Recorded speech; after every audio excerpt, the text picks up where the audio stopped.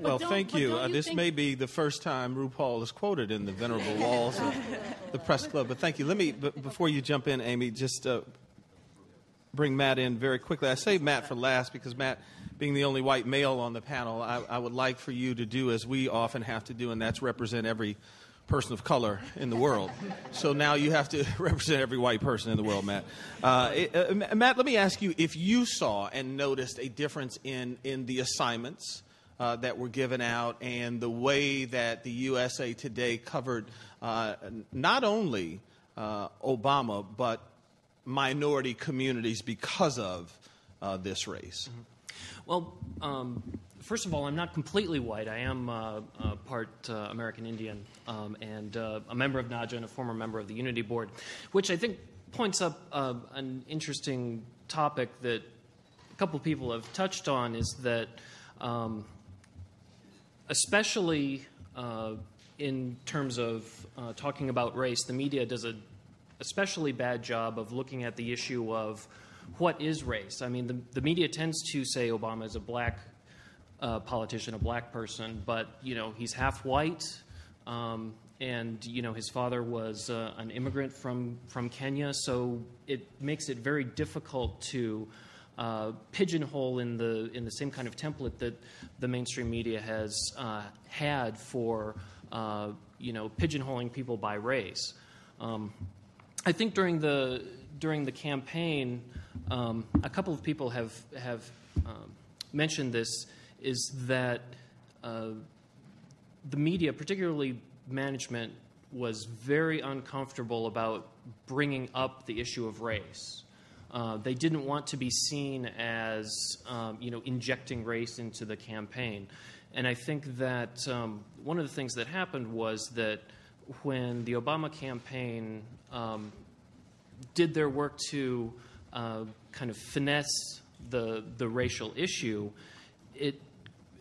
you know, some people kind of breathed a sigh of relief, like, whew, we don't have to talk about this anymore. So I think that, you know, on the one hand, it certainly served the Obama campaign's purposes, but I think on the other hand that it might have missed an opportunity to really get further into the issues of race and really start a more deep conversation about these kind of issues that really need to be talked about. And I also think that it should be obvious to anyone that diversity among the people who are reporting the news and specifically who are making the management decisions about what is news and what gets into the newspaper, what gets onto the broadcast, what gets onto the website, is essential. Because if the question is never asked, if the story is never put out there, then it's just as much as if it were censored.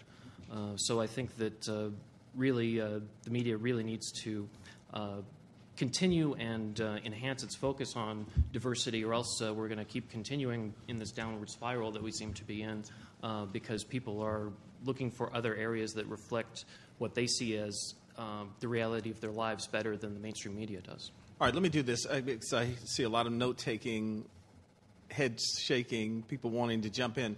Let me throw this out, and then I'll open it up to the panel. We've looked to those that make the decisions and put a light on them, but does it not also fall to those, and I think to some degree, Matt, it's what you were saying, those that report have to give a little pushback, but there is fear that you will be branded too militant.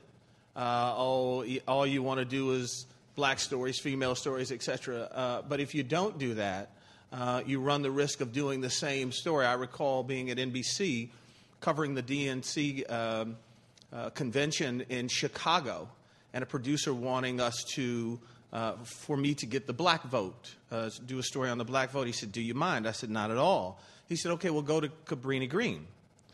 And for those of you who don't know Chicago, Cabrini Green is the projects. And I thought, well, do you want to know what the people in Cabrini Green are voting for? And they said, no, we just want to know what black people are voting for. So they were going to send me to the projects. And I refused to go. I said, there are a lot more black folks than Cabrini Green, but that's where they knew black people were. So there is also this dual fight of being too afraid to push those who make the decisions, and those making decisions either being blind to it or too afraid that you open the can of race and fear for that discussion. So I saw a bunch of head shaking. Amy, you wanted to say something quick, and then anyone who wants to follow up, please do.